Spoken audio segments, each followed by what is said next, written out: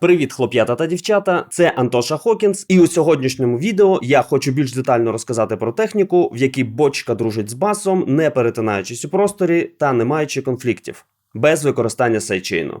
Тобто, коли ми від самого початку прописуємо правильні партії. Бо були запитання. Тож відповідаю. Бочка та бас не перетинаються. В мою голову ця техніка потрапила ще у глибокому дитинстві з усілякої поп-музики. Думаю, кожен з вас багато разів чув цю просту партію. Як ми бачимо і чуємо, в цій партії бочка грає на кожну сильну долю, бас грає на кожну слабку долю.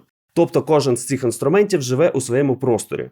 Тому вони ніколи не перетинаються. Звичайний офбіт бас. Потім, коли я трохи подорослішав і почав писати музику, ця техніка стала траплятися мені також в інших стилях. Наприклад, псай-транс. Дуже часто там можна знайти ось таку взаємодію між бочкою та басом.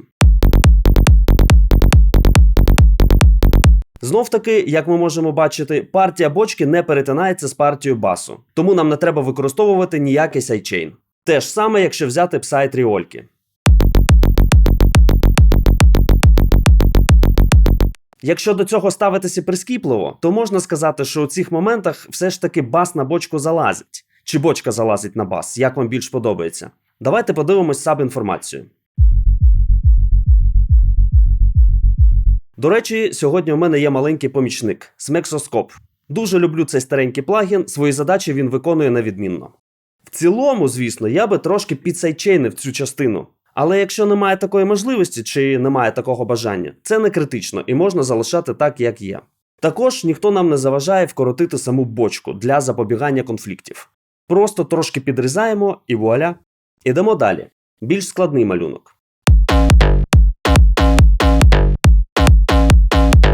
Те ж саме. Можливо, у цій частині оцей один басок можна було б просайдчейнити. Але мені і на слух, і по аналізатору тут все добре. Я би не заморочувався.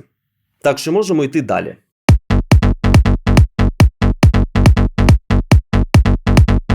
Коли ми використовуємо такі стакатні, маленькі, тоненькі звуки, це взагалі дає дуже великий простір для моделювання наших партій. Ми можемо бачити, що знову ніде нічого не перетинається.